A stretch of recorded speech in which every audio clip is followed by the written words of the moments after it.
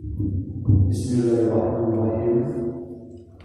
Assalamualaikum warahmatullahi wabarakatuh. Alhamdulillahirabbil alamin. Wassalatu wassalamu ala asyrofil anbiya'i wal mursalin wa ala alihi wa sahbihi ajma'in. Asyhadu an la ilaha illallah wahdahu la syarika lah wa asyhadu anna Muhammadan abduhu wa rasuluh. Allahumma shalli ala Muhammad wa ala ali Muhammad kama shallaita ala Ibrahim wa ala ali Ibrahim wa barik ala Muhammad wa ali Muhammad kama barakta ala Ibrahim wa ala ali Ibrahim fil alamin innaka Hamidum Majid. Rabbi shrah li sadri wa yassir li amri wahlul 'uqdatam min lisani yafqahu qawli. Bapak-bapak dan ibu sekalian, pada pagi ini saya akan memberikan ceramah dengan judul ghibah, dosa besar termasuk ghibah. Bapak dan ibu sekalian, kita berpuasa 9 hari dan hari ini masuk ke hari yang ke-10. Mudah-mudahan seluruh amal ibadah kita selama bulan Ramadan ini diterima oleh Allah Subhanahu wa taala. Amin ya rabbal alamin. Bapak-bapak dan Ibu, semua kita sudah tahu bahwa tujuan ibadah puasa adalah agar menjadi orang yang bertakwa sesuai dengan firman Allah dalam surah Al-Baqarah ayat 183. A'udzu billahi minasyaitonir rajim. Bismillahirrahmanirrahim. Ya ayyuhalladzina amanu kutiba 'alaikumus shiyam kama kutiba 'alal ladzina min qablikum la'allakum tattaqun. Hai orang yang beriman, diwajibkan atas kamu berpuasa sebagaimana diwajibkan atas orang sebelum kamu agar kamu bertakwa. Untuk menjadi orang yang bertakwa, kita harus menjaga diri dari dosa-dosa yang akan merusak ibadah puasa itu sendiri, seperti dosa melalui lisan. Dosa lisan seperti berbohong, mengumpat, memfitnah, mengadu domba, bersumpah palsu, dan menggunjing atau ghibah. Seseorang mengerjakan hal-hal yang merusak ibadah puasa, dosa lisan secara syar'i atau secara fikih, ibadah puasanya memang tidak batal.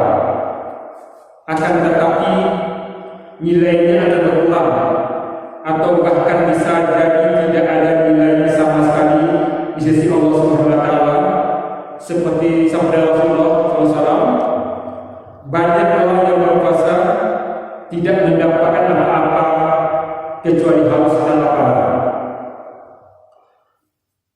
Dosa lisan yang akan kita bicarakan sekarang adalah menggunjing atau disebut ghibah, yaitu menceritakan keburukan orang lain. Salah seorang sahabat bertanya kepada Rasulullah SAW, "Ya Rasulullah, apakah ghibah itu?" Rasulullah SAW bersabda, "Menyatakan sesuatu tentang saudaramu yang tidak dia sukai di belakangnya." Selanjutnya sahabat bertanya, "Apakah masih dikatakan ghibah jika yang saya katakan itu memang benar terdapat pada dirinya?" Maksudnya betul-betul fakta pada dirinya. Rasulullah menjawab, "Bila benar demikian, maka sebenarnya itulah ghibah. Sedangkan jika kamu mengatakan itu dusta, sedangkan jika yang kamu katakan itu dusta, maka kamu telah memfitnahnya." Hadis riwayat Muslim. Ghibah itu kesepakatan ulama adalah termasuk dosa besar. Karena dosanya sama dengan memakan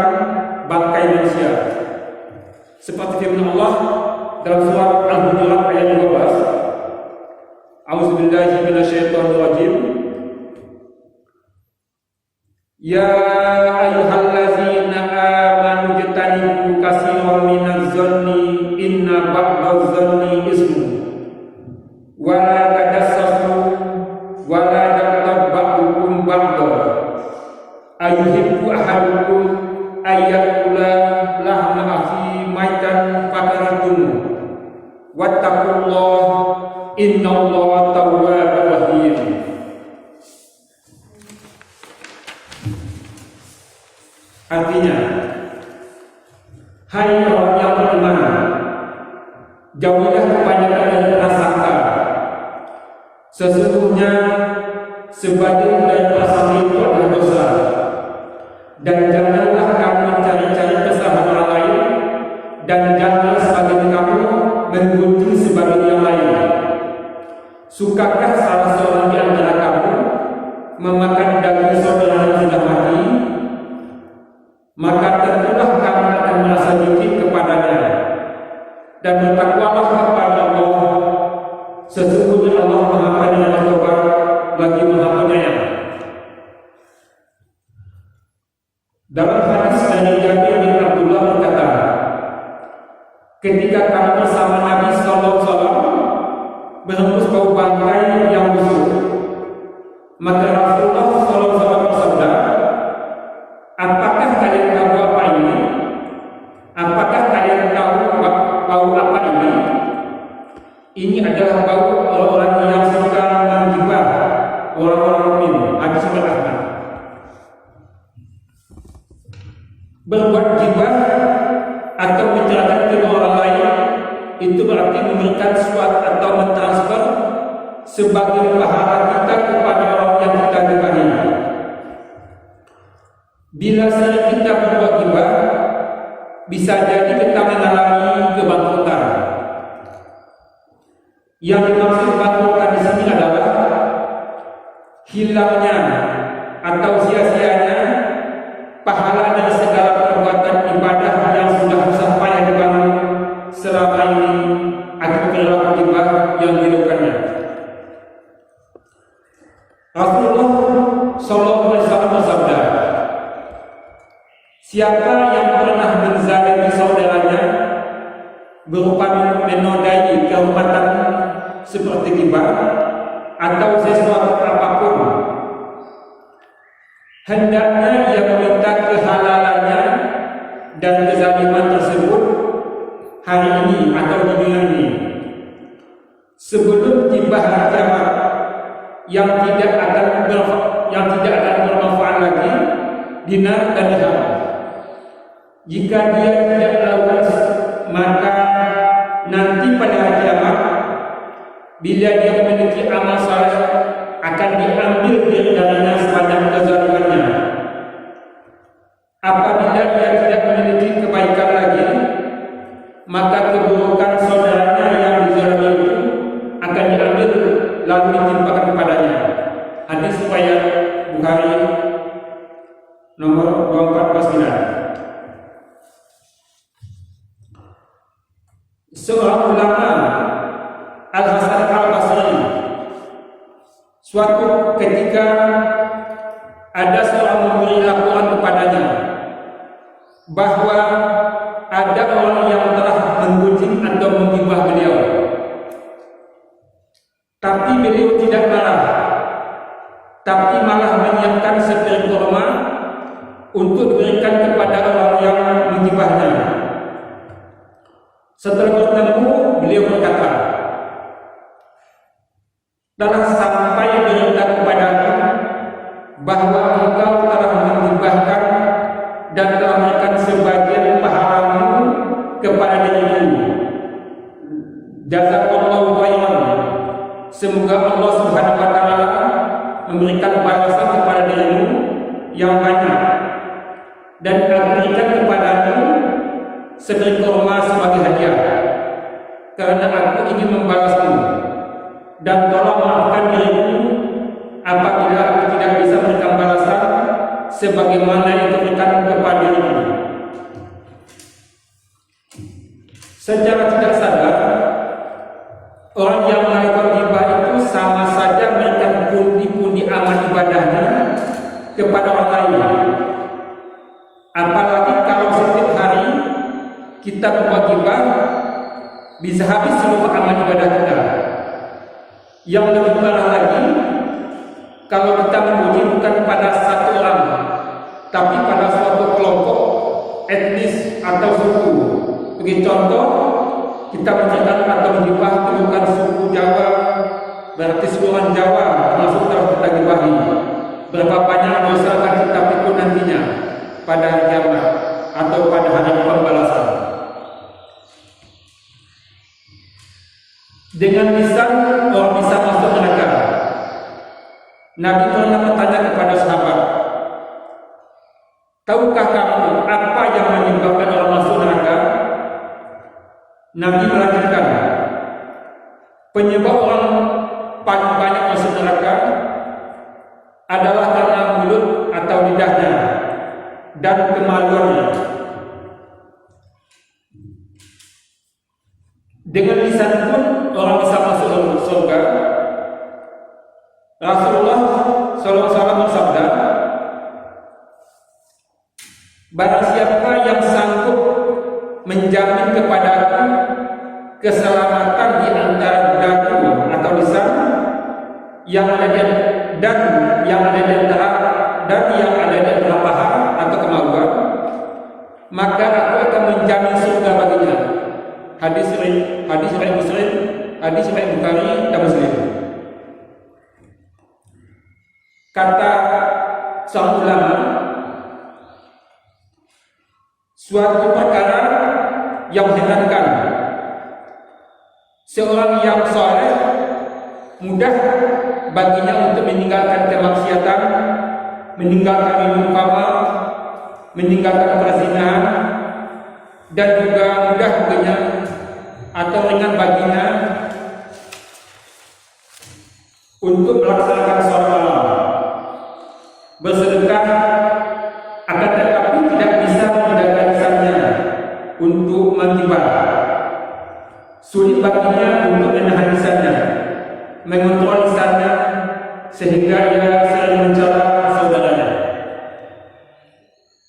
Kenapa bisa demikian? Karena dua lezat. Kemaksiatan itu ada kelezatannya. Zina itu ada kelezatannya.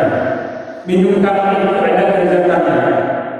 Demikian juga ada kelezatannya. Bukti kelezatan riba itu kita sering nonton atau lihat acara TV yang penuh dengan riba, seperti acara gosip, insert, dan sebagainya, yang isinya menggibah artis atau public figure, dan acara ini sangat digemari oleh pemirsa. Orang yang ingin beribadah tapi lisannya sering menyakiti hati tetangganya dan berbuat ghibah, maka kata Nabi, nerakalah tempatnya. Hadis dari Abu Hurairah, seorang lelaki berkata, wahai Rasulullah, ada seorang wanita yang terkenal dengan banyak salat, puasa, dan sedekah. Hanya saja ia menyakiti tetangganya dengan lisannya. Maka Rasulullah bersabda, dia di neraka. Lelaki itu berkata lagi, wahai Rasulullah, ada seorang wanita yang terkenal dengan sedikit puasa, sedikit sedekah, dan sedikit salatnya. Ia hanya bersedekah dengan sepotong keju, tetapi ia tidak menyakiti tetangganya dengan lisannya. Maka Nabi bersabda, dia di surga. Hadis riwayat Ahmad. Jadi perbuatan dosa lisan itu adalah termasuk dosa besar. Dalam hadis yang lain disebutkan, ghibah adalah menyebutkan sesuatu yang terdapat pada diri seorang muslim, sedang ia tidak suka jika hal itu disebutkan, baik dalam soal jasmaninya, agamanya, kekayaannya, hatinya, akhlaknya, bentuk lahiriahnya, dan sebagainya. Caranya pun bermacam-macam. Di antaranya dengan membeberkan aib, meniupkan tingkah laku atau orang tertentu dari orang yang memperbunyikan dengan maksud mengolok-olok. Hadis riwayat Muslim. Aisyah pernah cemburu pada istri Nabi yang lainnya, yaitu Safiyah. Aisyah berkata, "Wahai Rasulullah, sesungguhnya Safiyah." Aisyah memperagakan dengan tangannya yang ia maksudkan Safiyah orangnya pendek. Nabi bersabda, "Kau telah menyuruhkan dengan satu patah kata, yang seandainya satu patah kata itu dicampurkan ke laut, pasti laut menjadi berubah keruh." Hadis riwayat Tirmizi. Ini suatu penggambaran yang sangat luar biasa. Kita tahu kalau laut dicampur dengan bangkai anjing, bangkai babi atau bangkai liar, tidak berubah air tersebut. Tapi kalimat ghibah adalah kalimat yang sangat busuk, sehingga ia bisa merubah laut menjadi keruh. Kenapa orang melakukan ghibah? Ada 3 alasan orang melakukan ghibah. Yang pertama, orang melakukan ghibah adalah karena dengki atau hasad, baik karena harta, jabatan, atau lisannya. Istilah sekarang sedang melihat orang susah, susah orang senang. Padahal sifat dengki itu akan merusak atau menghapus amal ibadah kita. Hadis dari Anas, Rasulullah bersabda, "Kedengkian akan memakan, menghapus amal ibadah kita." Hadis dari Anas. Rasulullah bersabda, "Kedengkian akan makan kebaikan, sebagaimana api memakan kayu bakar, dan sedekah akan menghapus kesalahan, sebagaimana air dapat mematikan api." Salat adalah cahaya seorang mukmin, sedangkan puasa adalah perisai dari api neraka. Hadis riwayat Ibnu Majah. Alasan kedua, orang melakukan ghibah hanya karena merasa enak dalam pembicaraan. Pembicaraan perlu bumbu agar lebih asik, lebih enak, dan lebih lezat. Alasan ketiga, orang melakukan ghibah karena ada ria terselubung atau ria secara halus. Sebagaimana contoh, seseorang mengatakan, "Si fulan sering tidur bersama saya, tapi tidak pernah ia melaksanakan sholat malam." Artinya menunjuk dirinya bahwa ia selalu sholat malam. Atau mengatakan bahwa si fulan tidak suka bersedekah, peliknya luar biasa. Artinya menunjuk dirinya bahwa dia suka bersedekah.